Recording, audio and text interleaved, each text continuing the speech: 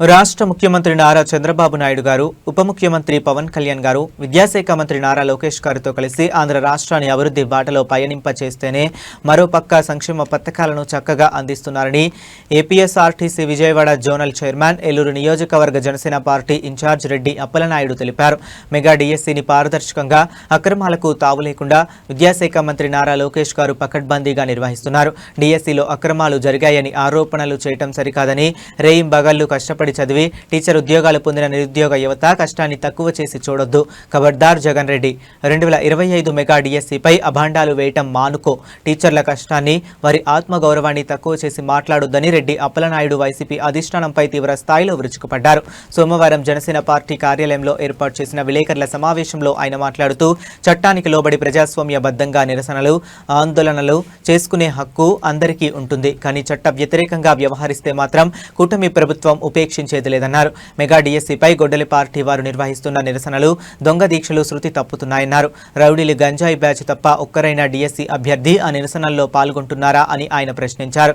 గతంలో వైసీపీ ప్రభుత్వం అధికారంలో ఉన్న 5 ఏళ్లలో ఒక్క డిఎస్సి కూడా నిర్వహించని అసమర్థుడు జగన్ రెడ్డి అని విమర్శించారు.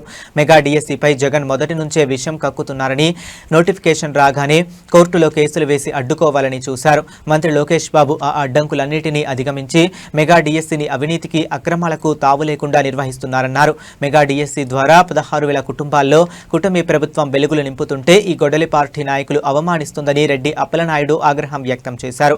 అధికారంలో ఉన్నా లేకపోయినా టీచర్లను అవమానించడమే పనిగా పెట్టుకోవటం మానుకోవాలని ఆయన హితవు పలికారు. 5 ఏళ్ల పాలనలో ఉపాధ్యాయులను అన్ని విధాలా జగన్ వేధించారని ఆయన మండిపడ్డారు.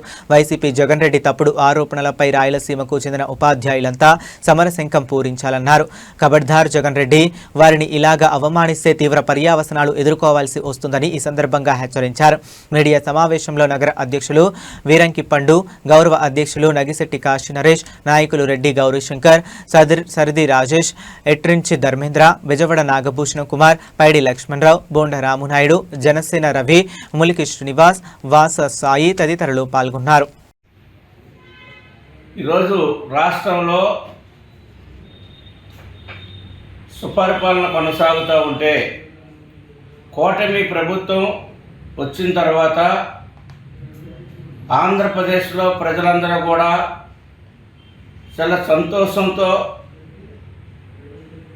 ప్రశాంతమైనటువంటి వాతావరణంలో ప్రజలందరూ కూడా స్వేచ్ఛగా జీవిస్తున్నటువంటి తరుణంలో ఈ రాష్ట్రంలో పరిపాలన కొనసాగకూడదన్నటువంటి ఒక లక్ష్యం పెట్టుకొని వైఎస్ఆర్సీపీ పార్టీ జగన్మోహన్ రెడ్డి గారి యొక్క డైరెక్షన్లో రాష్ట్రంలో ఎక్కడా కూడా పరిపాలన సక్రమంగా సాగకూడదు, అల్లకుల్లాలు జరగాలి, ప్రశాంతమైనటువంటి పరిపాలన అడ్మినిస్ట్రేషన్ ప్రజలకు అందకూడదు అనేటువంటి ఆలోచనతోనే ఈరోజున రాష్ట్రంలో వైఎస్ఆర్ పార్టీ అనేకమైనటువంటి ఆరోపణలు చేస్తూ, గుడ్డు ఆరోపణలు చేస్తూ, ఒకవైపున 16,000 మందికి ఉపాధ్యాయులుగా పోస్టింగ్ ఇచ్చి వాళ్ళు ఉద్యోగాలు చేసుకుంటూ ఉంటే, అదేవిధంగా ఈ రోజున అన్ని రంగాల్లో అభివృద్ధి సాధిస్తూ ఉంటే, ఒకవైపున నూతన ఇండస్ట్రీ వస్తూ ఉంటే, ఉద్యోగ అవకాశాలు వస్తూ ఉంటే, ప్రజలకి మౌలిక వసతులు కల్పించే దిశగా రోడ్లు, డ్రైనేజీ,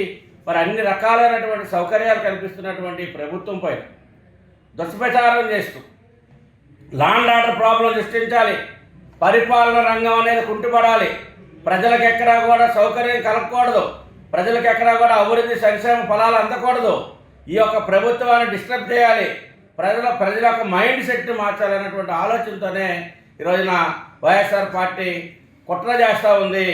ఇవన్నీ కూడా ఆంధ్రప్రదేశ్లో ఉన్నటువంటి 5.5 కోట్ల మంది గమనించవలసినటువంటి అవసరం ఉంది.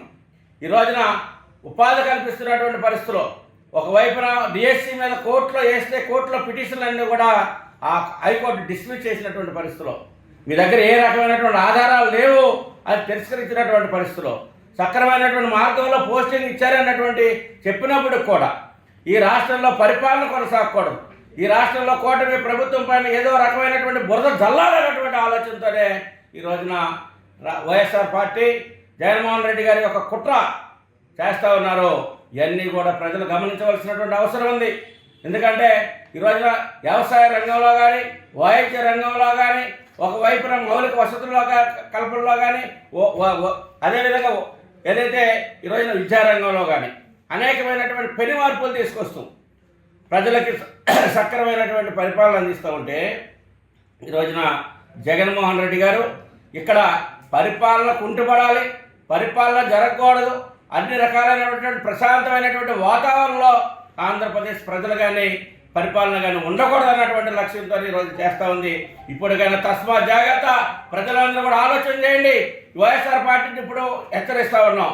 ఇప్పటికైనా మీ ఒక వంకర బుద్ధిని మార్చుకోకపోతే ప్రజల రేపొద్దున 11కి ఒక సీట్ ఇచ్చే పరిస్థితి వస్తుందని చెప్పేసి హెచ్చరిస్తున్నాం.